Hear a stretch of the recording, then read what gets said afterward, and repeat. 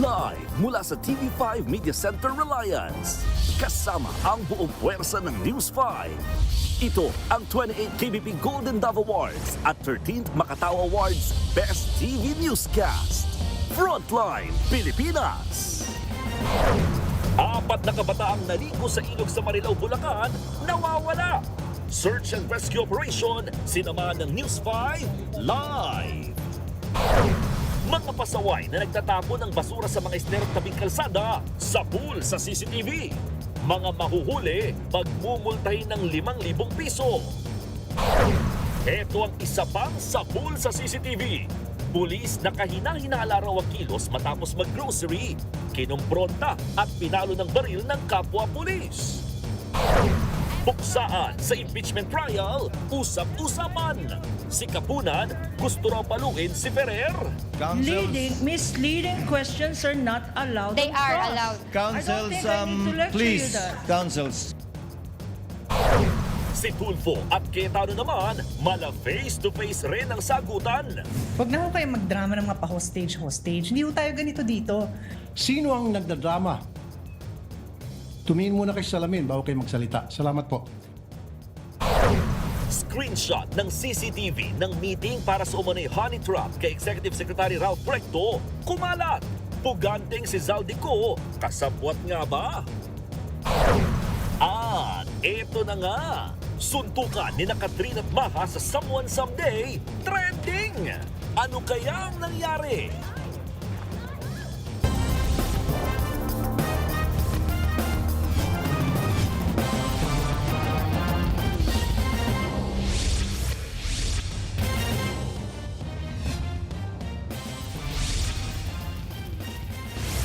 Apat na kabataan ang nawawala matapos maligo sa ilog sa Bulacan. Pinaniniwalaang inanod sila ng rumaragasang tubig. Nangyari kasi yan sa kasagsagan ng pananalasa ng habagat. At sa ngayon ay patuloy pa rin hinahanap ang mga kabataan. Live mula sa San Jose del Monte, Bulacan, nasa frontline ng balitang yan si Ian Suyu. Ian, ano nang update sa search and rescue operation?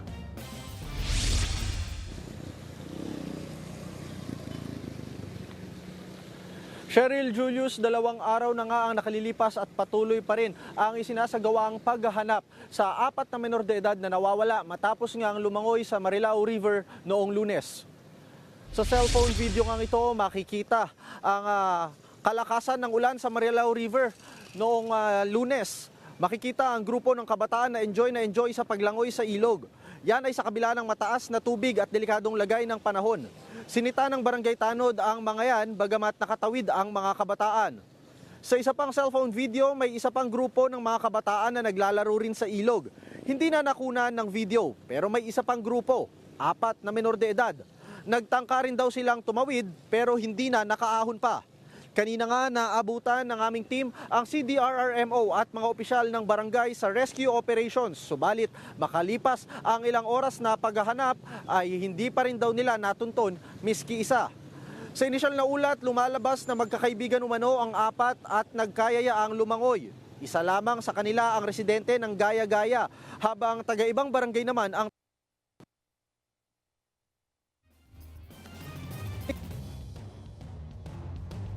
langoy. Na lang daw nagsimulang bumaba ang level ng tubig sa ilog. Subalit pahirapan pa rin ang paghahanap lalo't muli na namang umulan at medyo malabo ang tubig. Kaya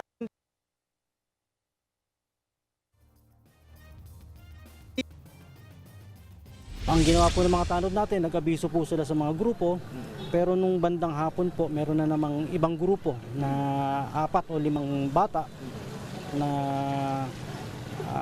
allegedly nakarating po sa amin tumalon sa ilog at mga yun po, iba, may kwento nangingisda pa. Ang missing po dito ay 4, hindi po 5.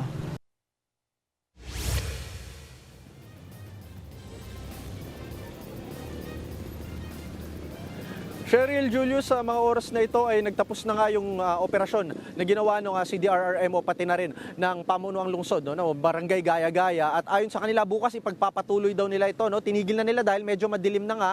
At sa mga oras din na ito ay muli na namang tumataas yung tubig dahil malakas yung pag-ulan na nararanasan ngayon dito. At dahil dyan, nagre-resulta yan sa unti-unting pagtaas ng level ng tubig. At nakatanggap din tayo ng impormasyon na bukas daw ay nakatakda na ring magpadala ng mga tauhan ng Philippine Coast Guard para mas mapalawig pa yung paghahanap sa mga nawawalang menor de edad.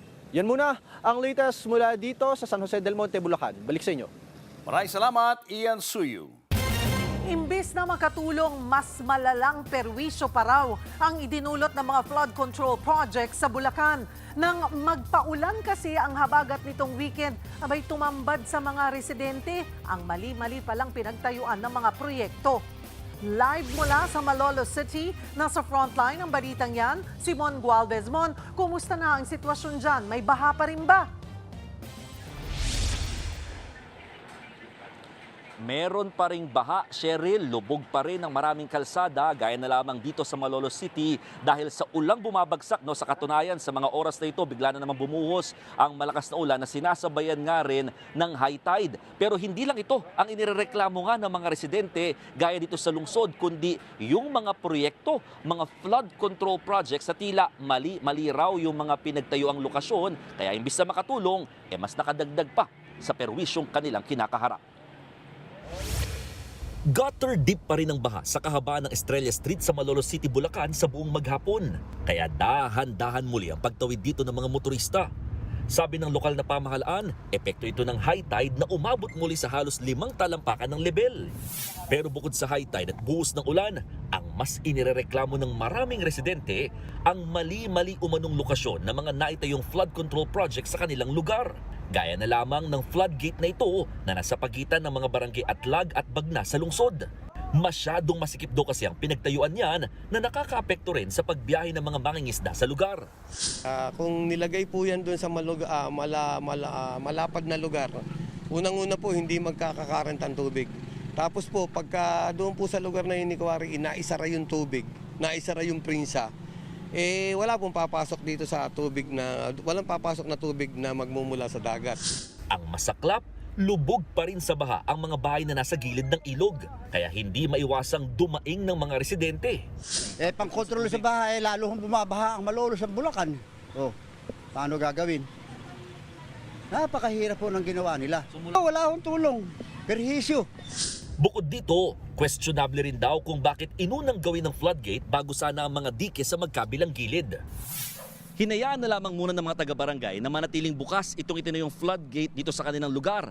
Paano ba naman? Posible kasing maipon lamang ang tubig dito sa may ilog, lalo't dito lamang sa kinatatayuan kung mayroong dike, habang sa kabilang side, wala at posibleng doon umapaw ang tubig. Naabutan din namin ang mga nakatiwangwang pa rin na samot-saring bakal sa ilog. Dito raw sana itatayo ang pumping station sa lugar. Pero mula nang maisiwalat ang flood control scandal, natenga na ang mga proyekto. Ang resulta, mas mabilis na pagtaas ng level ng ilog dahil sa napurnadang mga hukay. Hindi naman namin mapakailaman kasi scene of the crime to. Para din kami tumatawag sa hangin. Ilang beses na plea na rin ang ginawa namin dito. Pero sa tingin ko, maybe 90% of our plea just went to naught. Sa bayan ng Kalumpit, mataas pa rin ang baha sa maraming barangay. Hindi rin mapakinabangan ang nagawang dike na pangharang sana sa tubig na galing sa Pampanga River sa bahagi ng Barangay San Miguel. Wala pang pahayag dito ang DPWH Bulacan 1st District Engineering Office. Pero ang mga ganitong problema, naiwasan daw sana kung naibatay lamang sa mga datos na meron ng Project NOAA o Nationwide Operational Assessment of Hazards. So pag napapag-aralan natin at nakikita natin yung disenyo, nasisimulate natin sa computer, ano ang effectiveness nito, ano yung benefit, ano yung cost, nakakagawa tayo ng mga science-based decisions patungkol doon sa pinakamagandang solusyon sa komunidad, patungkol sa flood control. Mula nang simula nito noong 2012, nahinto ang pagpondo sa Project NOAA noong 2017. Bagay na malaking tulong daw sana para matukoy kung anong klaseng flood mitigation program ang dapat gawin sa isang lugar. Pero ngayon, inaprubahan na ng Bicameral Conference Committee ang muling pagbuhay sa proyekto. 1 bilyong pisong pondo ang ilalaan dito mula sa panukalang 2026 national budget. Gagamitin natin para bago pa tayo mag-invest, aalamin natin kung ano ba yung epekto ng investment na yan. Tama bang mag-invest o hindi? Dapat science-based din ang pag-aaral natin dito. Hindi katulad ng araw kung saan lang gustong ihagis ang proyekto. Masabi lang na merong gantong project, ihagis na without even conducting any feasibility study or proper coordination with the local people man lang.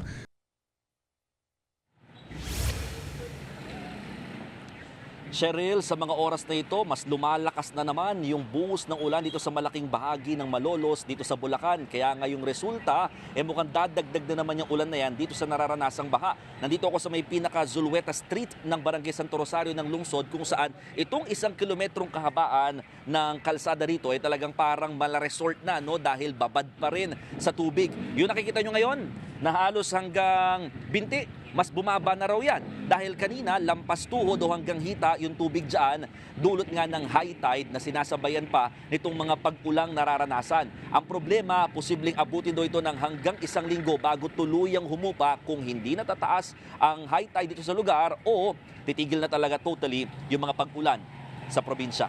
Cheryl. Maraming salamat, Mon Gualvez. Gaya sa Parañaque, bumulaga rin ang tambak-tambak na basura sa Jokno Pumping Station sa Pasay.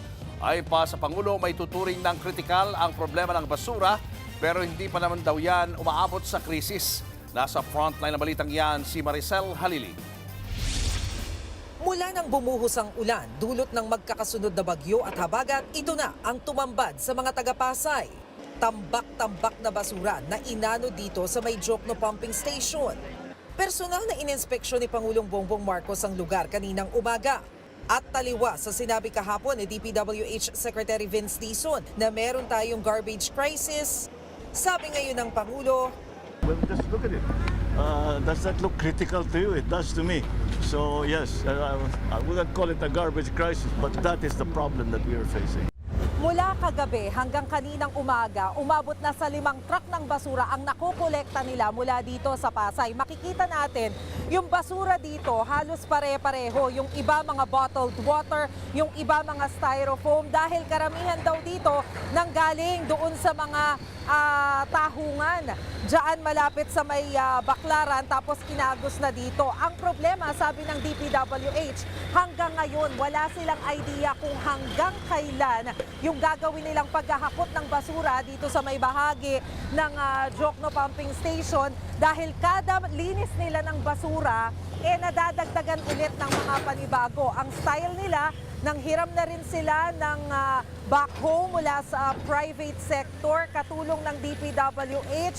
Tapos isasakay nila dito sa mga nakaabang na truck para naman sa garbage collection at idadalin muna nila ito doon sa stockpile sa tanggapan ng DPWH. Pagsasama-samahin kapag naipon na lahat ng basura at saka nila yahatid sa may Tarlac landfill. Isa sa mga pinakadismayado sa nangyari, si Mang Reynaldo. Isa kasi siya sa literal na lumalangoy sa lagpas taong dagat ng basura sa Pasay para hakutin ito. Minsan po, nakakagalit na rin kasi kung sino pa yung mga nagtatapon ng basura, sila pa yung reklamo ng reklamo. Kami naman dito sa DPWH, ginagawa ang lahat para maalis naman yung mga nabara-bara. Mula sa Jokno Pumping Station sa Pasay, ininspeksyon din ng Pangulo ang Redemptorist Station sa Parañaque. Gaya sa Pasay, mistulang dagat ng basura rin ang nangyari rito. Mula kagabi hanggang kaninang umaga, 16 na dump trucks ng basura ang nahakot dito. Malinaw, nakakulangan sa disiplina ng Pilipino ang isa sa dahilan kung bakit umabot sa ganitong punto ang problema. Kaya ang tanong, panahon na ba para magkaroon ng mas mabigat na parusa laban sa mga pasaway sa pagtatapon ng basura? A country like Japan, they just don't throw their basura anywhere. They keep it in their pockets and throw it at home because there's a very good system for bringing the garbage out. That is the first problem.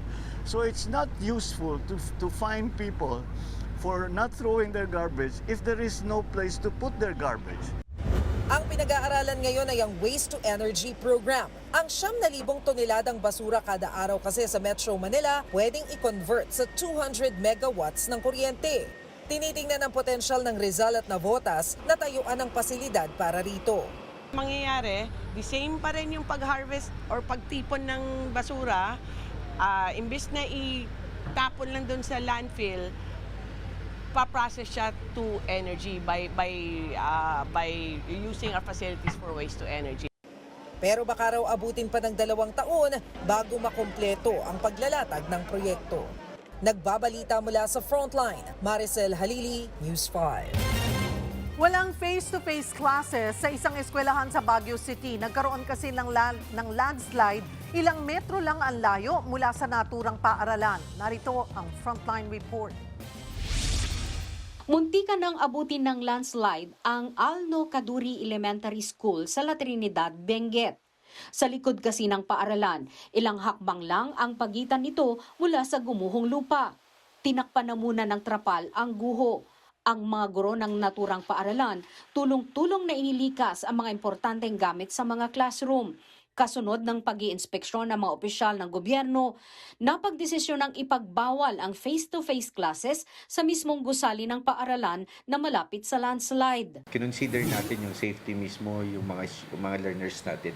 So ibig sabihin, huwag muna nating papagamit yung building. Sa kabila niyan, isang beses sa isang linggo ay magkakaroon ng face-to-face classes ang mga grade 7 hanggang grade 12. Pero sa ibang gusali ito gaganapin. Habang inaayos yung last classroom, modular class muna sila, ma'am. Nagkaroon na ng plano ng mga guro at saka ng mga magulang dito kung paano iaayos ang klase ng apektadong grado. So sa ngayon, nagkaroon na kami ng plano, magkakaroon sila para hindi naman maputol yung pag-aral ng mga bata. Sa Baguio City, nawasak ang mga bahay matapos mabagsakan ng lupa at bato sa barangay Dominican Mirador.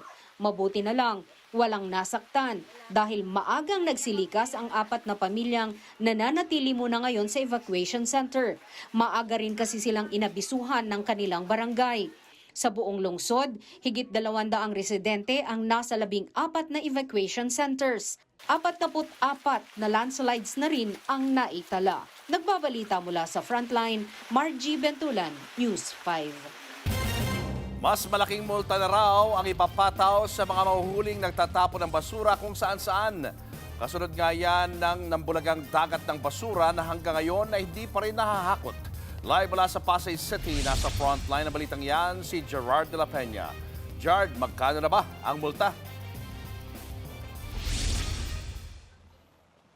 Alam mo, Julius, dahil nga sa problema natin sa basura na literal na lumutang dahil sa pag-uulan, nakikiusap na ang MMDA sa lahat na maging disiplinado sa pagtatapon ng kanilang basura dahil mas matinding parusan ang kakaharapin nila kapag nahuli sila. Sa pool sa CCTV ang residenteng ito, dala-dala ang dustpan sa Estero de Tripa de Galina sa Makati City. Itinapon niya ang basura sa mismong estero. Sa tulong ng barangay, natunton ang salarin at napagmulta. Ang footage na yan, kuha pa noong Marso. But wait, there's more. Sa pool din sa CCTV ang pedicab driver na ito na mano-manong ibinuhos ang kanyang basura sa may poste ng kuryente. Hakot tapon pa nga ang ginawa. Ang kaibahan lang, reusable ang kanyang sako. Ganyan din ang ginawa ng isa pang lalaki. Matatanda ang una nang idineklara ng Metropolitan Manila Development Authority o MMDA na ang CCTV mula sa No Contact Apprehension Policy o NCAP ay gagamitin na rin para hulihin ang mga iligal na nagtatapon ng basura sa lansangan. Ayon pa sa ahensya, higit 100 na ang nahuli nila. At dahil binahana naman ng basura ang ilang lugar sa bansa, pinapaalala ng MMDA na mayroon ng inilabas na resolusyon ang Metro Manila Council para itaas ang multa ng mga mahuhuling iligal na nagtatapon ng basura. Ang dating 500 pisong multa para sa mga syudad, gagawin ng 5,000 piso. Ang dati namang 250 pesos na multa sa mga bayan, tulad ng Pateros, gagawin ng 2,500 pesos. Pero hindi pa ito may patutupad dahil kakailanganin pa ng ordinansa ng bawat syudad. Hinihintay na lang po namin yung mga individual ordinance po ng bawat lungsod at ipa-follow up po natin yan sa next Metro Manila Council meeting on August 18, I think. Nanawagan naman ng DepEd sa mga paaralan na paigtingin pa ang pagtuturo ng tamang pagtatapon ng basura. Produkto rin yung siguro yun nung hindi pagre-recycle, di ba? Meron tayong batas na solid waste management. So sabi ko magandang ituro ng husto yun sa ating mga eskwelahan para nationwide alam nila na pag nagtapon ka ng plastic sa dagat, hindi basta-basta mawawala yun at magpapile up yun over. Sa kabila niyan, naghahanda na ang mga tauhan mula sa iba't ibang ahensya para sa paghakot sa maladagat ng basura sa Redemptorist Water Channel sa Parañaque City. Nakaposisyon na ang mga dredger, floating backhoe at backhoe loader na gagamitin para mapabilis ang paghahakot ng basura kung saan ngayon ang ikalawang araw ng paghahakot. Julius, dito sa may Jokno Pumping Station, may basura pa rin tayo nakikita. At doon naman sa Baclaran, kahit paano nabawasan na yung basura. At kanina nga sinabi ng MMDA na halos 100 truck na ng basura ang nakuha nila mula doon sa waterway na iyon. Nagdagdag na rin daw ng equipment ng MMDA, pati mga tauhan. At inaasahan daw na matapos yung kanilang paglilinis doon sa loob ng 3 araw. Julius. Maraming salamat, Gerard de la Peña.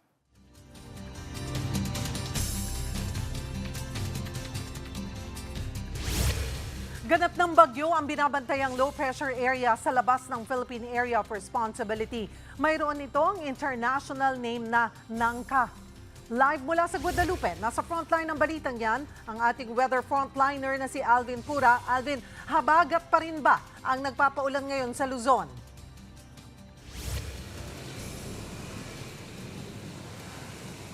Yes, Cheryl, nandito nga tayo sa Guadalupe. Halos walang tigil ang pagulan dito, mahina hanggang katamtaman. At kung mapapansin nyo nga, dito sa aking likuran is nakadagdag yung ating mga pag-ulan sa traffic ngayong rush hour dyan po sa EDSA. Halos napakabagal po ng pagkilos niyan, lalong-lalo na yung pa-northbound, yung mga pauwi nating mga kapatid sa kanilang mga trabaho. At wala pa naman masyadong pagbaha dito, pero halos brown pa rin, yung kulay putik pa rin yung daloy ng ating tubig.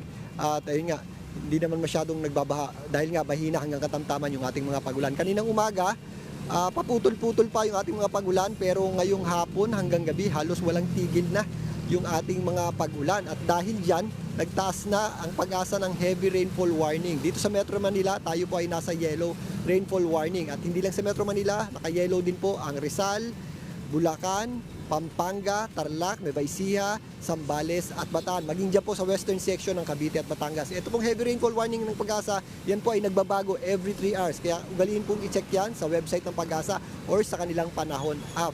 Yung ating mga pagulan dito sa Metro Manila ay magpapatuloy bukas, yung manaka-naka natin o paputol-putol na pagulan. Kaya sa may mga lakad bukas, lalabas ng bahay or papasok sa opisina at trabaho, ugaliin pa rin po natin ang pagdadala ng payong or kapote kagaya nitong suot ko o anumang pananggalang sa ulan. Dahil po yan sa epekto ng habagata. Maliban sa Metro Manila, posible rin tayong makaranas ng mga kalat-kalat na pagulan dahil sa ating habagat sa malaking bahagi ng Central Luzon, lalong-lalo na sa Zambales at Bataan. Posible rin yung ating mga kalat-kalat na pagulan sa areas ng Calabarzon, Mimaropa, lalong-lalo na sa Occidental Mindoro at Western Visayas. Meron din tayong mga posibleng malalakas na pagulan, lalong-lalo na kapag meron tayong thunderstorm sa Ilocos Region, kasama dyan ang La Union at Pangasinan, maging sa mga kabundukan ng Cordillera, kasama dyan ang Abra at Benguet, kasama po dyan ang Baguio City. Kaya doble ingat po tayo dyan sa mga mabubundok na lugar dahil saturated na po yung lupa. Ibig sabihin po niyan, basa yung ating lupa, mas prone po o mas mataas po yung tsansa ng ating mga flash floods and landslides. Kaya doble ingat tayo mga kapatid. Ang ating habagat ay magpapatuloy na magiging aktibo sa mga susunod na araw dahil aktibo yung tinatawag nating monsoonal trough o yung mababang pressure sa itaas na bahagi ng ating bansa hanggang sa kalagitnaan ng Pasipiko. Diyan nagsisimula kadalasan yung ating mga sama ng panahon.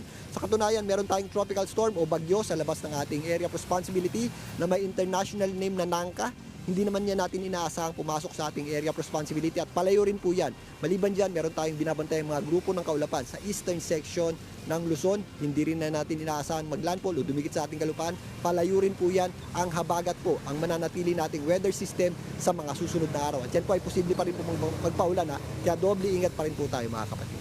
At yan muna ang latest sa ating lagay ng panahon mula dito sa Guadalupe. Narito po ang inyong weather frontliner, Alvin Pura, na lagi may panahon para sa iyo. Maraming salamat, weather frontliner Alvin Pura. Sa ibang balita naman, nagdire-diretso hanggang sa bumangga ang pampaserong bus sa Zamboanga del Sur. 7 ang sugatan, kabilang ang driver na biglang hinimatay. Narito ang frontline report. Tiyembong nakunan ng isang residente ang humaharurot na pampasaherong bus na ito sa National Highway sa Barangay Upper Pulacan, Labangan, Zamboanga del Sur. Maya-maya pa, binangga nito ang harang sa ginagawang kalsada hanggang sa tuluyang masalpok ang isang excavator. Wasak ang windshield ng bus. Nagtulong-tulong ang mga residente na tanggalin ang bubog. Ang driver ng bus halos mawalan ng malay. Agad namang dumating ang mga rescuer. Maingat nilang naialis ang driver at dinala sa ospital. Sa paunang investigasyon, galing Dipolog City at patungong Pagadian ng bus nang mangyari ang insidente. Nung nandun na po siya sa part na medyo pababa na portion ng highway na sa area na yon, naka-experience po siya ng brake failure. Daanan nga po pababa, so hindi niya na-control yung sasakyan. Bukod sa driver, nagtamo rin ng minor injuries ang 6 na pasahero ng bus. Patuloy ang investigasyon ng mga otoridad. Nagbabalita mula sa Frontline, Ana Cruz, News 5. Sinuspindi ng LTO ng 70 araw ang lisensya ng driver at may-ari ng sasakyan na nag-counterflow sa expressway. Sa viral video, makikitang bigla itong huminto sa SLEX. Sabay umatras at nag-counterflow patungo sa kabilang lane. Tumawid ito sa solid white lane. Ipinatawag ng ahensya ang naturang driver at ang rehistradong may-ari ng sasakyan para magpaliwanag. Patuloy ang isinasagawang investigasyon sa insidente. Nilinaw ng NBI na hindi sa kanila galing ang kumakalat na CCTV footage ng meeting para sa Manay honey trap kay Executive Secretary Ralph Recto. Gayunman, dapat daw imbestigahan ang ugnayan ng mga nasa video, kabilang na ang abogado ng puganteng si Zaldico. Nasa frontline ng balitang yan si Gio Robles. Bumuwalta ang kampo ni dating Congressman Jing Paras kasunod ng pagkalat sa social media ng screenshot at CCTV footage ng umano'y pagkikita nito at ng talent manager na si alias Ken para sa balak di umano na character assassination kay Executive Secretary Ralph Recto. Hindi kinumpirma ni NBI Director Melvin Matibag na ang kumakalat na video ay ang CCTV na hawak ng NBI. Pero hindi rin niya ito itinanggi. Bukod kay Paras at ang talent manager at artistang si alias Jen, kasama sa meeting ang 2 abogado, kabilang dyan si Attorney Ruy Rondain na abogado rin ni dating Ako Bicol Party List Representative Zaldico. Kaya lumuluta ngayon ang espekulasyon na posibleng kasabwat si Ko sa balak na honey trap plot laban kay Recto. Pero para sa kampo ni Paras, maliraw na i-connect agad ang kliyente ng mga abogado sa umano'y sabuatan. Hindi itinanggi ni Tolentino na may nangyaring pulong sa pagitan ni Paras at alias Ken. Pero ang mas malaking issue raw, bakit nauna pa ilabas sa media at sa publiko ang CCTV at screenshot bago ito ipinakita sa depensa. Yung nangyari ngayon is trial by publicity. Yung investigation, hindi based on evidence, but based on speculation, based sa chismis, based on marites. Dagdag pa ni Tolentino, ang makikita sa CCTV ay ang pagkikita lamang ni Paras at talent manager. Hindi raw nito napapatunayan kung ano ang pinag-usapan. Kinwestiyon din ni Tolentino kung bakit mga screenshot lamang ng CCTV sa labas ng restaurant ang ipinakita sa kanila ng NBI kahapon. Hindi raw ipinakita sa depensa ang video sa loob ng restaurant na kumakalat na ngayon sa social media. Kasabay nito, kinwestiyon din ng abogado ang paggamit ng confidentiality bilang dahilan para hindi ipagkaloob sa depensa ang mga material na nasa media na. Pero aminado naman si Tolentino na hindi laging kailangang ilabas agad sa depensa ang lahat ng ebidensya habang gumugulong ang investigasyon. Ang punto niya, kapag may ebidensyang ipinakikita sa publiko, dapat din umanong ipakita ito sa iniimbestigahan. Hinihintay na lamang ng kampo ni Paras ang susunod na imbitasyon mula sa NBI at umaasa silang sa susunod na pagharap nila mas kompleto na ang mga dokumento at ebidensyang ipinakikita sa kanila. Para sa NBI, may ebidensyang dapat suriin kasama ang posibleng ugnayan ng mga taong nasa footage. Sa kabila nito, giniit ni Matibag, hindi NBI ang naglabas ng video. Ang kailangang malaman natin ngayon is kung yung lumabas sa CCTV, parehas nung meron kami. Ngayon, kung parehas yan, then merong ebidensya talaga. Hindi pala botete yung ebidensya. Di ba may lumalabas talaga na ebidensya, no? Nagbabalita mula sa Frontline, Gio Robles, News 5. Mala face-to-face ang sagutan ni na Senators Raffy Tulfo at Pia Cayetano. Sabi ni Senator Pia, huwag idaan sa drama ang panawagan ni Tulfo. Si Senator Tulfo naman natawa. Sabay sabing tumingin muna sa salamin kung sino ang nagdadrama. Nasa frontline ng balitang yan, si Dave Abuel. Huwag na ho kayo magdrama ng mga pa-hostage. Sino ang nagdadrama? Tumingin muna kayo sa salamin bago kayo magsalita. Yan ang usap-usapan ngayong sagutan sa plenaryo ni na Senators Raffy Tulfo at Pia Cayetano. Ano bang nangyari? Kung tutusin, hindi naman si Senator Pia ang sinita ni Tulfo, kundi ang kapatid nitong si Senate Minority Leader Alan Peter Cayetano. Sabi ni Senator Raffy, hindi raw umuusad ang hinahawakan niyang Committee on Public Services dahil hinaharang umano ni Alan ang pagsali ng minority members. Kaya ang resulta niyan, natitenga ang kanilang trabaho. Dito na ni-real talk ni Tulfo si Senator Alan. It is the inaction of the minority floor leader to confirm these memberships that holds important LEDAC bills hostage. To the minority leader, my good friend, Senator Alan Peter Cayetano, it is time that we cooperate so that we may get back to legislating. If you have time to go on FB Live, maybe you have time to confirm or give the go signal to your minority members. Ilang beses na raw pabalik-balik ang mga staff ni Tulfo sa opisina ni Cayetano para ito sa paghalal ng mga miyembro ng minority sa mga komite.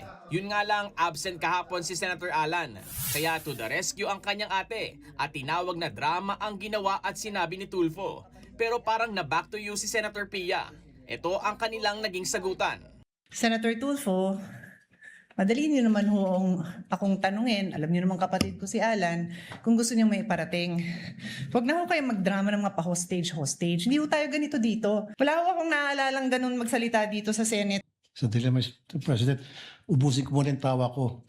Never po ako nagdrama dito.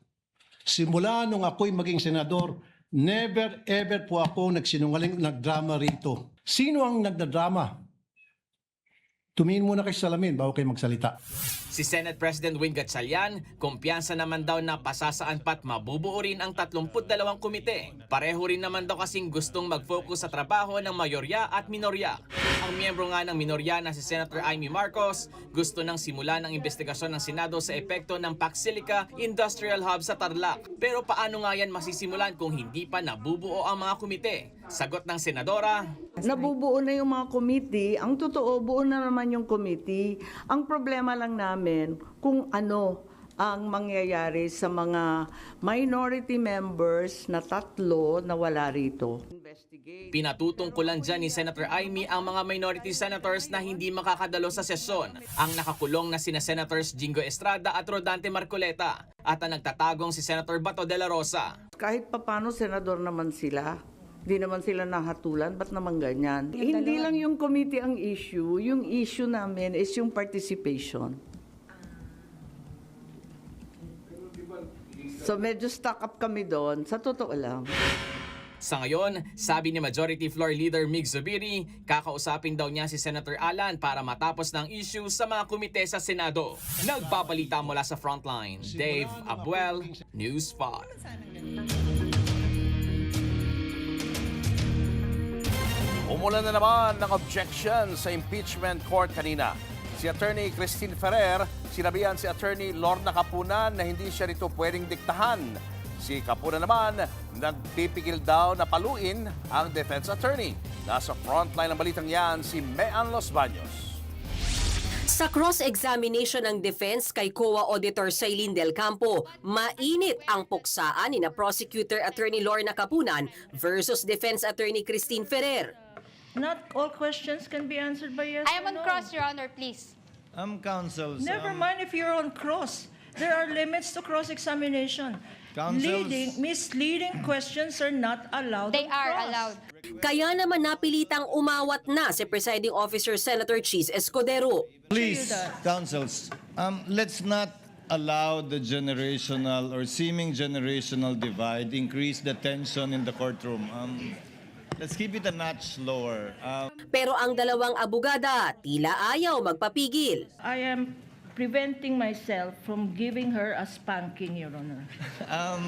That is what I would Your have Honor, done please. in the generational divide, Your Honor. Your Honor, please. You are all members of the bar and Yes, you're Your Honor. all counsels I submit, for the I parties. submit. And we will be treating and looking at each one equally. At Miss I will- Eileen. Yes, Your Honor. it's also- I promise to henceforth behave. Your Thank Honor, you. can I please respond quickly lang, no? I have high respect for Attorney Kapunan. In fact, she's one of You my can end there, idols. counsel. Let's end here. You can end there. This with might the sound high like respect. it might sound like a eulogy, Your Honor. I'm still very much alive. Your Honor, kahapon niya, hindi ko nga siya kinukulit, di ba? Kahit may mga questions na doon na leading, hindi naman allowed yun sa direct examination eh. At kung akala nyo todo na yan, abay hindi pa. Nagkasagutan din kasi sila tungkol sa paggamit ng mga dokumento sa cross-examination. If she now intends to present the defense documents, they are not documents that have been identified nor authenticated by this witness during her testimony. We will She can confront have the- a continuing objection. Excuse me, counsel. Visual aid using Show the- them. Show the document. Yeah, I will. I am showing the defense document. No, we will No, not agree. Your Honor, the counsel cannot We will dictate not how I agree, will Your proceed Honor. with my cross-examination. Can the counsel, Your Honor, be reminded that I'm on counsel cross-examination? We will not agree, Your Honor, to What are you not presentation agreeing of to, the Attorney defense Kapunan? documents. I'm sorry? Because precisely there was no stipulation yesterday. There They are was, Your now Honor. constrained. Excuse me, counsel. Allow her to finish, counsel. They are now constrained, Your Honor. I'm sorry. They are now constrained to use our documents. Sa kabila ng kaliwat ka ng objection, tumuloy pa rin ang cross-examination sa mas malaking issue ng confidential funds ni Vice President Sara Duterte noong 2022 hanggang 2023. Paulit-ulit na tinanong ni Attorney Ferrer si Del Campo kung kailangan bang may mahuli o maaresto para masabing successful ang intelligence gathering na pinaggamitan ng confidential funds. Nakalagay ba sa Joint Memorandum Circular 2015-01 na kailangan may mahuli para maging successful ang isang pagbigay ng reward or information? Wala pong nakalagay. Ang nakalagay lang po, proof of success of information gathering and or surveillance So, activities. interpretasyon niyo po yun na dapat may mahuli para maging successful? Ay base po yon sa aking professional judgment and based on the evaluation po ng documents na ito is based po sa joint circular. Pero hindi po yun nakalagay sa joint circular na maliwanag. Hindi po. Nakalagay lang po proof of Interpretasyon niyo na success. po yun. Doon po sa pag-evaluate ko, yun po yung naging basis Okay. ko. Aminadong auditor na walang malinaw na requirement sa joint circular na dapat may maaresto. Pero para sa COA, ang malinaw ay kulang pa rin ang dokumentasyon ng OVP para mapatunayang tagumpay ang intelligence gathering na binayaran gamit ang confidential funds. Ipinresenta rin ng depensa sa impeachment court ang certification mula sa head ng VP Security and Protection Group na si Dante La Chica at sinertify niya na di umano nagkaroon talaga ng confidential activities, intel gathering at surveillance noong 2023 para masiguro daw ang kaligtasan ng bise sa mga dinaluhan niyang aktibidad. Ang tanong, intelligence work nga ba ang mga ito? Deployment of intel operatives and informants along routes, primary and alternate, from the landing zone to the venue. Is that an OVP admin work or intelligence-related ho yan? Kasama po yan sa intelligence-related activities. Okay, salamat po. Pero hindi pa rin tapos ang sagutan, lalo na nung mapunta sa tax code ang cross-examination na agad pinalagan ni Attorney Kapunan. It is totally immaterial, irrelevant, and beyond the scope. I'm laying the basis ho. Okay, so, What is the question? wait lang ho. In fact, Section 34B, yung binasa natin. Patience is a virtue, counsel. Yeah. Let's give her In some. fact, Section 34B. Let her lay the predicate. At matapos ang lunch break, may panibagong hirit si Attorney Ferrer. Huwag na raw sanang payagan ang mga side comment. Ask this court to not allow side comments like, I was about to spank her, yung mga, I was about to lecture her, kasi yung mga ganun ho, Your Honor. Wala ho yung lugar dito sa courtroom. Because we are all lawyers here, we are all professionals. Igalang naman ho natin yung kapwa natin na lawyer. Kung halimbawa, At kagaya nito, mas matanda ho sa akin si Attorney Kapunan. Maybe she has more years of experience. She has 48 years, I have 15. We should learn to respect each other and refrain from making side comments, Your Honor. And that was captured by the media po. So that is our request, Your Honor, to just remind the council not to make those kinds of remarks. Thank you. Although you are correct, it was already heard since we're on TV. Attorney Kapunan withdrew that statement earlier, if I remember correctly. Yes, Your Honor. And in fact, I hope it was also part of the records that I promised to behave. Thank you po. Pero sa kabila ng mga paalala, nagpatuloy ang pag-object ni Attorney Kapunan sa mga tanong ni Attorney Ferrer at panay rin ang pag-object ni Attorney Ferrer nang magredirect si Attorney Kapunan. Nagbabalita mula sa Frontline, Mean Los Baños, News 5. Susunod, pulis na kahina-hinala umano ang kilo sa grocery store, pinalo ng baril at pinusasan ng kapwa pulis sa Quezon City. Lalaki ng hold up sa tindahan ng burger para raw matustusan ang kanyang pagsusugal. Residenteng di nakabayad ng upa, itinuturong salarin sa sunog sa Malate, Maynila. At eto na nga, Vice Ganda, magkakaroon ng programa dito sa TV5.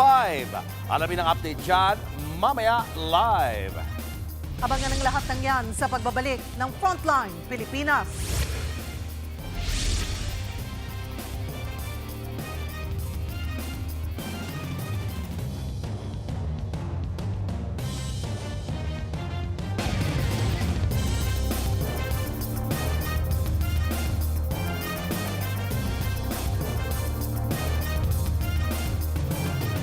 Mga kapatid, Julius Babaw po, nasa Middle East o saan mang dako ka ng mundo, manatiling may alam at may pakialam sa mga mainit na balita dito sa ating bansa.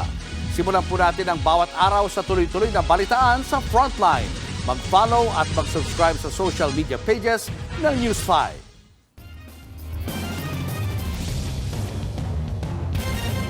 Sa pulsa video, ang pananakit ng isang pulis Malabon sa kahina-hinala umunong lalaki sa Quezon City. Ang hindi niya alam, isa rin palang pulis ang sinaktan niya. Nasa frontline na balitang yan, si Gary De Leon. Sa kuha ng CCTV, kitang nag-uusap sa labas ng grocery store ang dalawang lalaki sa Barangay Baysa sa Quezon City. Maya-maya, naglabas ng mga ID ang isang lalaki at nagpakilalang pulis ng QCPD Station 3. Hinawakan naman siya sa braso ng kausap niyang pulis Malabon na si alias Reynald. Pwersahan siyang hinila papasok sa grocery store. Pumulag ang pulis ng QC at hinawi ang kamay ni Reynald. Inagaw rin ni Reynald ang sling bag ng pulis ng QC habang may hawak na baril sa kanang kamay. Nagpatuloy ang komosyon sa loob ng grocery store. Sunod na makikitang pinalo ni Reynald ng baril sa mukha ang pulis ng QC, kaya bumagsak ito. Matapos niyan ay pinadapa, pinusasan at dinisarmahan ni Reynald ang pulis QC. Tinapakan pa niya ito sa mukha at inagaw ang mga gamit. Ibinigay din ni Reynald sa babaeng CQ ang gamit ng pulis. Binatukan at tinapakan pa ni Reynald sa ulo ang pulis ng QCPD. Ang gwardyang babae nakigaya rin sa pagtapak. Sa investigasyon, nagsimula ang komprontasyon sa gulo nang ipaharang ng supervisor ng grocery store ang pulis QC. Kahina-hinala raw kasi ang kilos nito at may dala pang baril. Hindi pa nila alam noon na isa pala itong pulis. Isinumbong nila ito kay Reynald na madalas daw na nakatambay sa grocery store. Ito si victim complainant natin na police is na bago umuwi, dumaan muna dito sa grocery store para bumili ng mga needs niya bago umuwi sa bahay. So, pagkatapos siya magbayad sa cashier, pa-exit na siya ito. So, pinakita niyang receipt dito kay Lady Guard. Nang palabas na ng grocery store ang pulis at naipakita na ang resibo ng kanyang pinamili, hinarang pa rin ito ng security guard na babae dahil sa kahina-hinala raw kilos ayon sa management. Kalaunan, dumating naman ang mga nagpapatrolyang pulis ng QCPD Station 3. Kinumpirma nila na pulis talaga ang sinaktan ni Reynald. Bigla namang may dumating na nagpapatrolyang pulis natin at saka sila mismo nagpatunay na pulis nga, yung nagulat siya. Dahil wala namang napatunayang anumang paglabag ang pulis QC, inaresto ang nanakit na pulis ng Malabon na si Reynald. Sinampahan rin ang parehong kaso ang CQ na babae. Iniimbestigahan na ng NAPOLCOM ang insidente. Nagbabalita mula sa Frontline, Gary De Leon, News 5. Delivery rider sa umaga, holdapper pala sa gabi. Timbog ang isang lalaking umatake sa tindahan ng burger sa Quezon City. Nagawa niya ang krimen dahil lulong sa online sugal. Nasa frontline ng balitang yan, si Carol De Asa. Walang kawala sa mga pulis ang delivery rider na ito. Inaresto siya matapos mang-hold up sa isang burger stand sa Quezon City. Nagpanggap muna customer at umorder ng 2 burger ang suspect. Pero nang tanungin ng tindera kung take out o dine-in, doon ko po nakita po yung baril na hawak niya. Nung binigay ko na po yung order niya, tsaka po siya nagdeklara ng na sabi niya, hold up to, akin na yung pera dyan. Kinilala ang suspect na si alias Jigs, 42 anyos. Kwento ng biktima, Biyernes ng madaling araw nangyari ang krimen. Sinubukan pa raw niya magkunyaring walang benta. Pero tinakot daw siya ng kawatan, 5,000 pisong kita ng burger stand ang natangay ng suspect. Nasa pulpa sa CCTV ang pagtakas ng rider sa bahaging ito ng E. Rodriguez. Natunton kagabi ang suspect sa San Jose del Monte City, Bulacan. Na-recover sa kanya ang isang peking baril na ginamit sa pang-hold up. Napag-alaman ding peke ang plaka ng kanyang motor. Actually, siya parang nagdi-deliver yung hindi ko na pangalanan o kung anong delivery app. Parang side racket niya yun. Pag nakita niya na medyo safe na hold upin, titirahin niya talaga. Actually, ang sabi niya, ang area niya is Cainta, Marikina, Quezon City. Lumalabas sa investigasyon na lulong sa online sugal ang suspect, kaya nagawa ang krimen. Dati na rin siyang nasangkot sa pagnanakaw sa Bulacan. Naharap siya ngayon sa reklamong robbery at paglabag sa Comprehensive Firearms, Ammunition and Regulations Act. Nagbabalita mula sa Frontline, Carol De Asa, News 5! Showbiz, eto na nga! Mga kapatid, eto na nga ang mga umaarangkadang showbiz balita ngayong Miyerkules. Trending ang paghaharap ng mga karakter ni Catherine Bernardo at Maha Salvador sa patok na seryeng Someone Someday. Ano nga ba kasi ang nangyari? Narito ang Frontline Showbiz Report. Previously sa Someone Someday, maaalalang may nanggugulo sa kumpanya ni Billy played by Catherine Bernardo. It's so hard to trace this hacker. Sino nga ba ite? Si Valerie? I think we should really be besties. Si Abby? O baka naman ang kanyang amang biglang nagbabalik? Pero say ng marami, si Abby yan, promise. Kasi, tingnan mo naman kung gaano siya ka-weird. By the way, B, hindi ko gusto yung trabaho mo. Feeling nga ng bestie ni Billy, medyo fishy. Now is your chance. Napatunayan na may basihan yung feeling ko about her. Kaya naman story not sorry, I cannot hire you. Naku Billy, gigil tuloy si Abby. Pero wait, ang tanong, nagte-trending?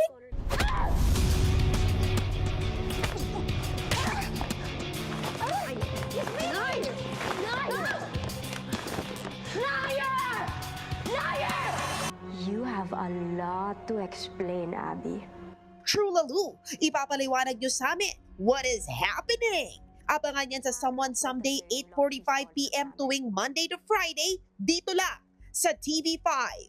Nagbabalita mula sa Frontline, MJ Marfuri, News 5. Susunod, residenteng hindi nakabayad ng upa, itinuturong salarin sa sunog sa Malate, Maynila. At dating DPWH Secretary Manuel Buroan, lumistigo laban kay dating Senador Bong Revilla. Yan at iba pa sa pagbabalik ng Frontline Pilipinas.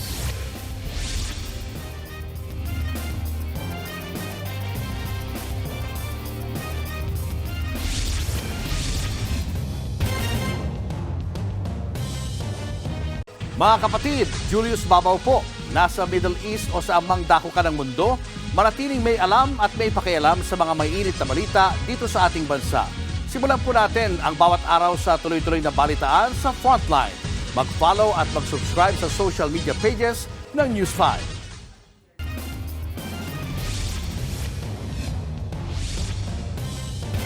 200 pamilya ang nasunugan sa Malate, Maynila. Ang itinuturong nanunog, yung kinandaduhan daw dahil hindi makabayad ng upa. Nasa frontline ng balitang yan, si Nina Ong Pauco. Nagngangalit na apoy ang lumamon sa mga bahay na ito sa Barangay 739, Zone 80 sa Malate, Maynila. Pasado alauna ng madaling araw ng sumiklabang sunog sa isang paupahang bahay.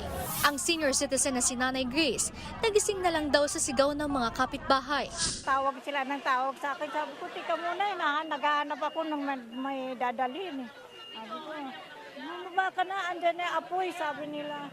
Tika muna, nahanap ko yung gamot ko. Di baling na nakawang ka na lang, huwag masunugan. Ang hirap talaga.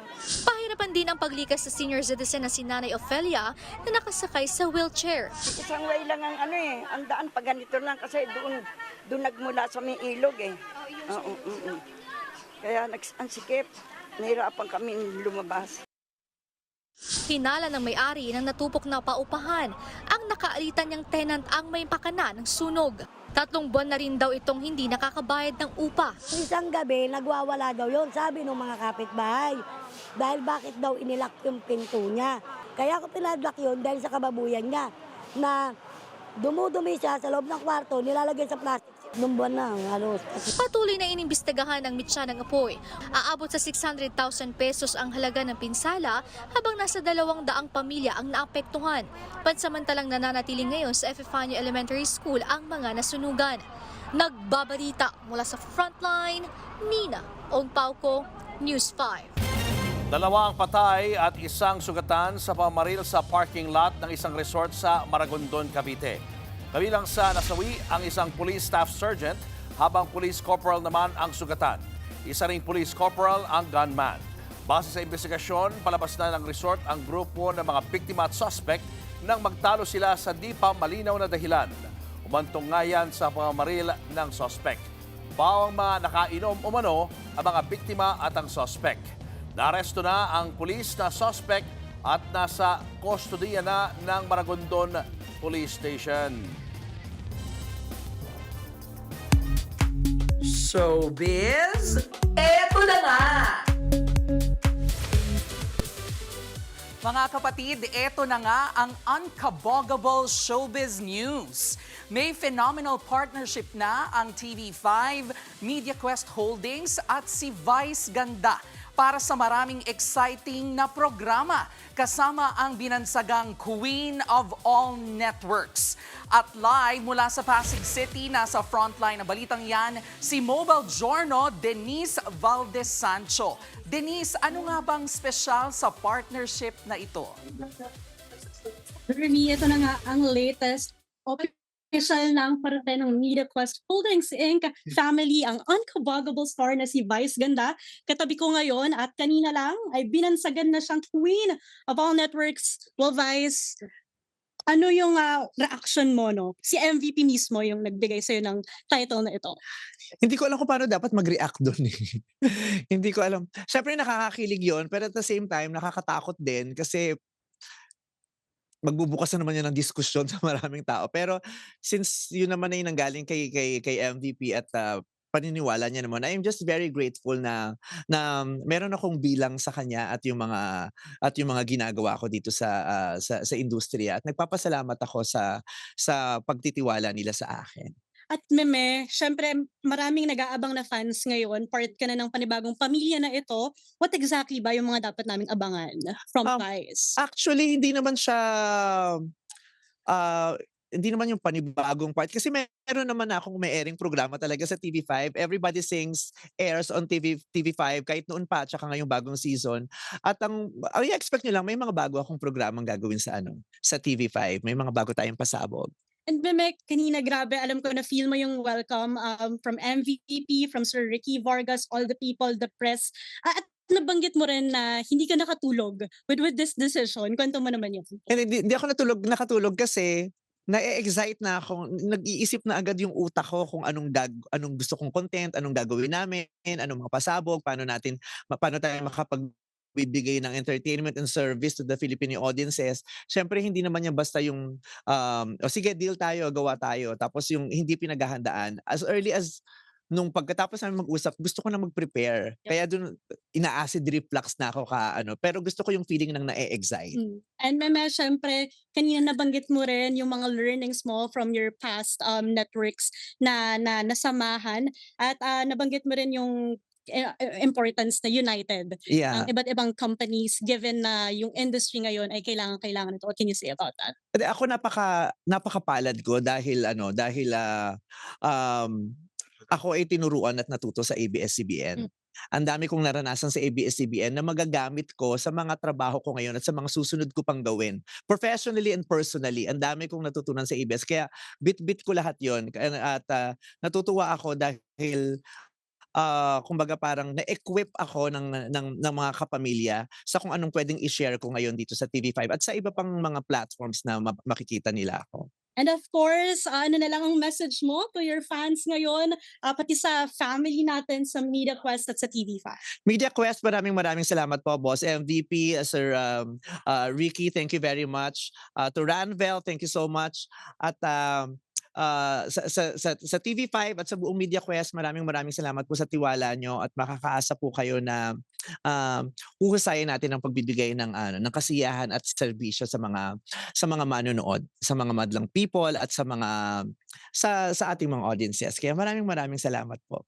You've heard that straight from the unkabogable Vice Ganda na ngayon ay queen of all networks na rin. Maraming salamat. Denise, Kala ko you heard that straight from the horse's mouth. Ayun, may question daw. Si Jervy, Meme. Yes, Jervy! Meme, hindi ba nakaka-pressure ang bago mong title na Queen of All Networks? Grabe, ibang level na yon. Di naman, ayoko na lang din isipin yung madaming title kasi kahit isa lang o dalawa o tatlo yung title mo, isa lang din naman ang bayad, di naman dinodoble. Joke lang. Pero thank you kay Sir MVP dun sa bagong title na yun. Ano bang mga klaseng programa ang ine-expect na gagawin mo dito sa TV5? Konting clue naman dyan. Everyday show ba ito? Weekly? Game show? Talk show? Ano bang dapat naming abangan? Ang dapat niyong abangan yung programang hindi kaparehas ng mga programang napapanood niyo na sa akin ngayon. Siyempre, ayaw naman natin ng repeated experience, di ba? Siyempre, kada oras, iba-iba yung oras kung saan niyo ako nakikita. Iba-iba din dapat yung yung uri ng palabas at pamamaraan ng pagpapasaya natin sa kanilang lahat. Mag-expect kayo ng mga game shows, reality, mga ganyan. Ayan, excited na kaming lahat. Meme Vice, at inaabangan ka na rin namin dito sa Frontline Pilipinas. Sana makadalaw ka. Yes, why not soon? For you, Jervy. Okay, thank you. Maraming salamat sa Queen of All Networks na si Vice Ganda at kay Mobile Journal Denise Valdez Sancho. Susunod, magkaiwalay ng insidente ng mga nasagasang motorsiklo sa Cebu City sa Pulsa Video. Sa Pulsa Video, truck sumabit sa tulay at tumagilid. At cast ng Hand of God, present sa gala ng Cinemalaya Entry. Tutok lang mga kapatid, magbabalik pa ang Frontline Pilipinas.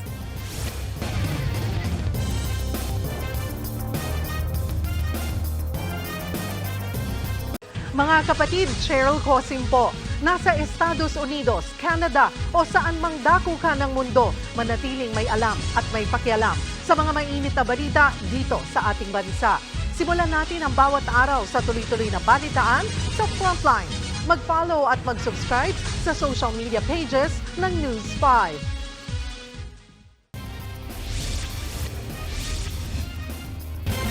Nakaladkad ng sasakyan na mag-asawang sakay ng motorsiklo sa Cebu City. Katwiran ng driver na wala ng preno ang minamaneho niyang kotse. Naritong report. Sa kalsadang ito sa Barangay Busay, Cebu City, kita ang nagdire-diretsyong pulang kotse. Nasagasaan ito ang mag-asawang nakamotorsiklo. Ang rider, pumailalim at nakaladkad ng kotse. Habang ang misis niyang nakaangkas, tumilapon at nagpagulong-gulong sa kalsada. Muntikan ding mabangga ang isa pang kasalubong na rider. Habang ang kotse, huminto lang nang bumangga sa nakaparadang sasakyan. Napag-alamang 84 years old na American national ang driver ng kotse. Hindi niya raw nakontrol ang sasakyan nang subukan nitong mag-overtake. Sa huli, nadaan yan sa areglo Bagamat kinailangang operahan ng rider habang minor injuries naman ang tinamo ng kanyang misis. Sa Cebu City pa rin, inararo ng isang pampasaherong multicab ang 5 motor. Ang ilan sa mga rider humampas sa katabing kotse, habang ang isang rider pumailalim sa multicab at muntik-muntikan ng magulungan kung hindi pa pinigilan ng mga nakakita. Ayon sa driver ng multicab, nawalan siya ng preno. Bigla daw nawala yung preno niya. Hindi na kumagat. Kaya yung buwan niya is anong pilit niya, tumatakbo na lang talaga yung sasakyan. Minor injuries lang ang tinamo ng mga sangkot sa aksidente at kalaunay nauwi rin ito sa Arigluhan. Nagbabalita mula sa Frontline, Ana Cruz, News 5. Ibinunyag ni dating DPWH Secretary Manuel Bonoan ang ilang senador na nagsumiti umano ng listahan ng infrastructure projects. Kabilang sa mga binanggit niya, sina Senator Bongo at Senator Robin Padilla. Nasa frontline ng balitang yan, si Camille Samonte. Sa unang pagkakataon, tumistigo si dating DPWH Secretary Manuel Bonoan para yan sa kasong malversation laban kina dating Senator Bong Revilla at mga dating opisyal ng DPWH Bulacan 1st District. Nagugat ang kaso sa 92.8 million na ghost flood control project sa Pandi, Bulacan. Sa kanyang cross-examination, ipinaliwanag ni Bonoan na may nakalaang leadership funds sa lahat ng mga senador sa ilalim ng budget ng DPWH. Ang leadership funds ay isang pre-budget allocation na ginagamit ng mga senador para masama ang priority infrastructure projects sa National Expenditure Program. Ayon kay Bonoan, si dating Senate President Mig Zubiri ang nakausap niya hinggil sa parameters ng leadership funds noong 2024. Ang Senate President daw kasi ang nagpapasya kung magkano ang ilalaan na pondo sa bawat senador. Nasa 1 billion pesos ang nakalaan na pondo para sa mga senador na chairman ng pangunahing komite. Nasa 500 million naman para sa mga walang pinamumunuan na komite. Paglilinaw din ni Bonoan, walang masama kung mag-avail ang isang senador ng leadership funds dahil entitled daw silang lahat rito. Nagiging mali lang daw ito kapag nagkakaroon na ng commitment o kickback sa pagpapatupad ng naturang proyekto. Sa isang pahayag, sinabi ni Senator Mig Zubiri na kailanman ay hindi siya humawak ng mga listahan ng proyekto ng mga senador. Wala rin daw dumaan na budget amendment sa kanya at lahat ng request ay idinadaan sa Senate Committee on Finance na siyang tagapangasiwa ng budget process sa Senado. Binigyan din ni Zubiri na walang mali sa institutional amendments. Basta ang mga proyekto ay maayos na ipatutupad at hindi nagiging ghost at substandard. At isang araw sa gumamit ng leadership fund, si dating Senador Bong Revilla, na nooy chairman ng Senate Committee on Public Works and Highways. Nagpapadala pang araw ito ng listahan ng kanyang priority infrastructure projects sa pamamagitan ni dating DPWH Undersecretary Roberto Bernardo. Itong listahan daw ang isinumite sa opisina ni Bonoan para maberipika ang mga proyekto bago mapondohan. Pero nang tanungin ng mga maestrado kung may formal bang sulat ni Revilla ang listahan, sabi ni Bonoan walang anumang dokumento dahil idinaan na ito kay Bernardo. Pero sinisiguro niyang galing talaga ito kay Revilla dahil magkaibigan umano si Bernardo at ang dating senador. Si Revilla ang itinuturing project proponent ng Ghost Flood Control Project sa Pandi, Bulacan. May iba rin daw na senador na nagsumite ng kanilang listahan ng mga proyekto sa pamamagitan ni Bernardo noong 2025. Kasama dyan sina Senator Jinggoy Estrada, Senator Bongo at Senator Robin Padilla. Tinanong naman ng Defense Counsel ni Revilla si Bonoan kung nakatanggap ba siya ng kickback. Hindi ito sinagot ni Bonoan at ginamit ang kanyang karapatan na manahimik o pag-invoke ng self-incrimination. Natapos na ang presentasyon ng mga testigo ng prosecution. Sa September 1 naman itinakda ang presentasyon ng mga testigo ng depensa. Nagbabalita mula sa Frontline, Camille Samonte, News 5. Susunod, retiradong pulis na nag-amok at namaril na mag-asawa sa Olongapo City, arestado. At truck, sumabit sa tulay at tumagilid sa kalsada. Tutok lang mga kapatid, magbabalik pa ang Frontline Pilipinas.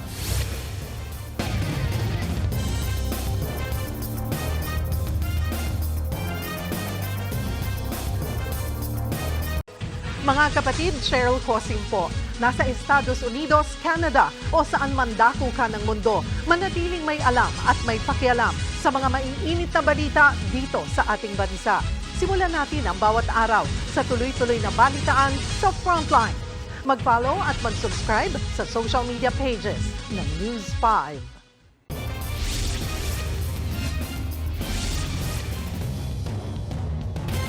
Sumabit sa tulay at tumagilid ang isang trailer truck sa New York sa Amerika. Sa dashcam video, makikitang biglang sumalpok sa overpass ang truck. Hindi kasi ito kasya. Sa lakas ng impact, kumalat ang debris sa kalsada at natamaan din ang isa pang sasakyan. Isa ang sugatan. Tinikita naman ang truck driver dahil hindi siya dapat doon dumaan dahil lagpas ang truck sa height limit. Lumubog ang bahagi ng isang kalsada sa La Union kasunod ng walang tigil na ulan. Nagkabitak-bitak din ang kalsadang yan sa barangay Nagyubo-Yuban.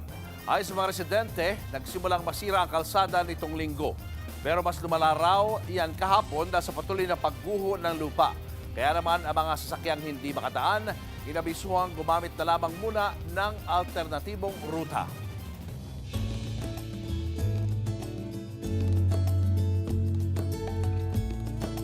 Naghatid ng munting tulong ang Alagang Kapatid Foundation sa mga kapatid nating naapektuhan ng bahang dulot ng habagat. Nagsagawa ang foundation ng ACFeed sa mga nananatili pa rin sa evacuation centers.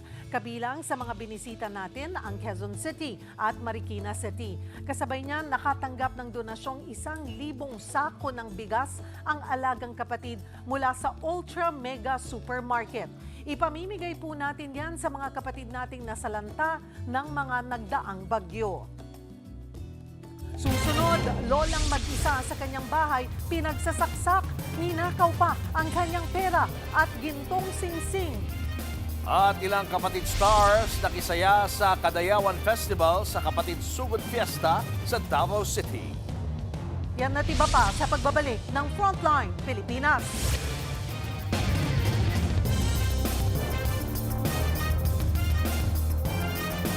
Mga kapatid, Julius Babaw po, nasa Middle East o saan mang dako ka ng mundo, manatiling may alam at may pakialam sa mga mainit na balita dito sa ating bansa. Simulan po natin ang bawat araw sa tuloy-tuloy na balitaan sa Frontline. Mag-follow at mag-subscribe sa social media pages ng News 5. Pinagsasaksak sa loob ng kanyang bahay ang isang lola sa Cotabato City. Ang may kagagawa niyan, ang kanyang pamangkin na nagnakaw pa ng pera at gintong singsing. Aniya sa Frontline sa balita si Bril Montalvo ng News 5 Mindanao. Nagkalat ang dugo sa sahig ng bahay na ito sa Barangay Rosary Heights 9, Cotabato City nang datnan ng mga otoridad Martes ng hapon. Ang 61 anyos na may-ari ng bahay natagpo ang may saksak sa leeg, ulo at braso. Isinugod sa ospital ang biktima pero idiniklara ang dead on arrival. Ang suspect sa krimen, ang kanyang 20 anyos na babaeng pamangkina si alias Nor. Sa imbestigasyon, nakita ng isang kapitbahay na pumasok ang suspect sa bahay ng biktima. Ilang minuto lang ay lumabas din ito. Pero iba na ang kanyang damit, may bitbit na bag at tila balisa. Nang silipin ng kapitbahay ang bahay ng matanda, tumambad ang dugo ang katawan ng biktima. Ang motibo sa krimen, pagdanakaw. Ito po yung tinitingnan na motibo po, yung material gain po. Sabi nga ng suspect, nangangailangan raw siya ng pera. Agad namang nahuli ng mga residente ang papatakas na suspect. Nakuha sa kanya ang kutsilyong ginamit sa krimen, pera, isang gold ring at mga personal na gamit ng biktima. Mag-isa lang umanong nakatira ang biktima sa kanyang bahay. Nakakulong na ang suspect na mahaharap sa reklamong robbery with homicide. Nagbabalita mula sa Frontline, Bril Montalvo, News 5, Mindanao. Arestado ang isang dating pulis matapos mag-amok sa Olongapo City. Sugatan na ang mag-asawang bigla niya na lang binaril. Narito ang Frontline Report. Pinipigilan ng mga residenteng ito ang isang lalaking nag-amok sa barangay Old Cabalan sa Olongapo City noong Biyernes ng gabi.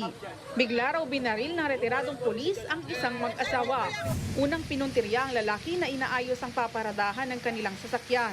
Pagkatapos, binaril din ng suspect ang misis ng lalaki na maswerteng nagayuko kaya nadapisan lang sa ulo. Agad sumaklolo ang dalawang anak ng mag-asawa na dinambahan ng salarin. Nasasabat sa suspect ang dalawang baril. Nakaligtas naman ang nabil na padre de pamilya. Naharap sa patong-patong na kaso ang suspect. Inaalam pa ang motibo niya sa pamamaril. Sa Talayan, Maguindanao del Sur, bumulagta sa kalsada ang isang pinagbabaril na barangay Kagawad. Sakay raw noon ang kanyang motor ang biktima nang tambangan ng salaring nakasakay ng kotse. Sinubukan pang dalhin sa ospital ang Kagawad pero idiniklarang dead on arrival. Patuloy ang investigasyon sa krimen. Nagbabalita mula sa Frontline, Ana Cruz, News 5.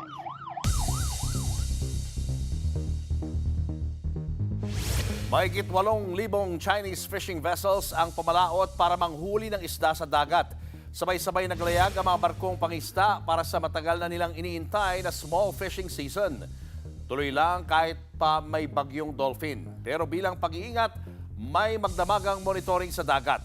May drones, patrol vessels at vessel traffic system para tiyaking ligtas ang mga mangingisda. Showbiz, eto na nga! Ito na nga, naging matagumpay ang hatid na saya ng TV5 sa mga kapatid na Dabawenyos sa Kapatid Sugod Fiesta. Ang kasiyahang yan pinangunahan ng host na si Sam Coloso. Kasama sina Gianna Huelgas ng Star Works, Jericho Del Rosario ng A Secret in Prague, at Kit Thompson ng My Best Friend Eman. Daan-daang papremyo ang ipinamahagi sa mga residente ng Barangay Buhangin. Napuno rin po ng kulitan at all-out performances ang successful na Sugod Fiesta ng TV5. Ito pa nga, nagsama-sama ang cast at miyembro ng produksyon sa Gala Night ng Cinemalaya entry na Hand of God. Ibinahagi rin po ni Iza Calzado ang kanyang realization mula sa kwento. Nasa frontline ng balitang yan, si News 5 Entertainment Correspondent Von Delinario. Full force ang cast at produksyon ng Cinemalaya entry na Hand of God sa kanilang gala sa isang mall sa Mandaluyong. Present ang mga bidang sina Iza Calzado, Ruru Madrid, Sue Ramirez, Ronnie Lazaro, Star Works artist Tyke Sanchez at iba pang cast. Ang Hand of God ay istorya ng batang natutong mangarap sa gitna ng digmaan. Kaya ang mom and actress na si Iza Calzado, emosyonal na aral ang napulot sa pagganap niya bilang ina ng bida sa kwento. Marami akong pwedeng ibigay sa anak ko na hindi kayang ibigay ng ibang magulang sa anak nila dahil lang hindi patas ang mundo. At doon pa lang, minsan nakakagalit. Personal naman ng Hand of God para kay Mark Dwayne Angos dahil ito raw ang first time niyang mag-direct ng full movie.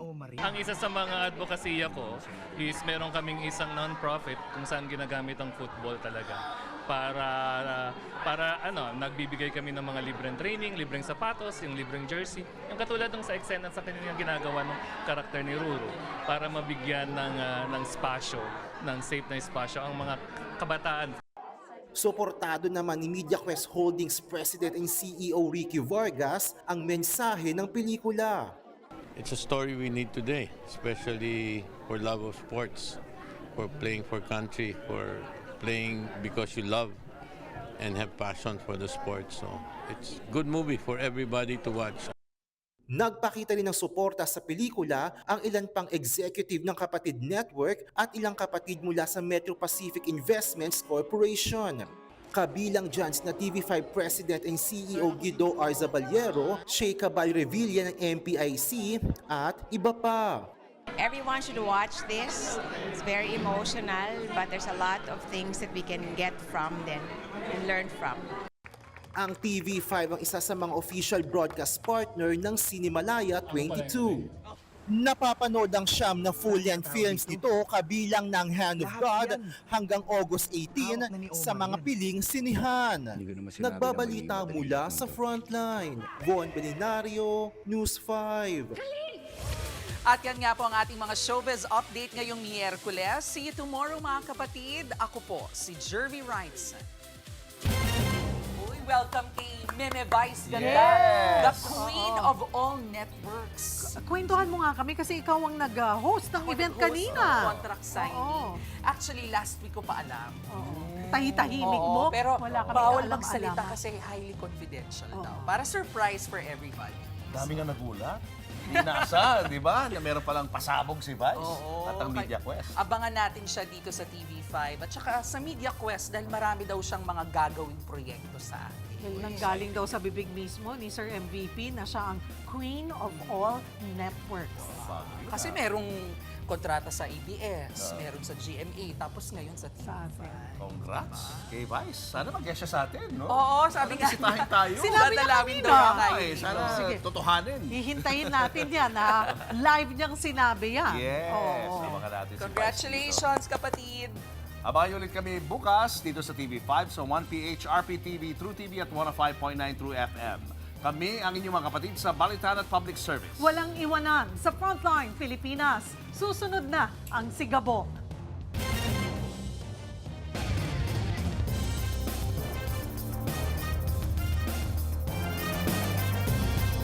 Mga kapatid, Cheryl Cosim po. Nasa Estados Unidos, Canada o saan mang dako ka ng mundo, manatiling may alam at may pakialam sa mga mainit na balita dito sa ating bansa. Simulan natin ang bawat araw sa tuloy-tuloy na balitaan sa Frontline. Mag-follow at mag-subscribe sa social media pages ng News 5.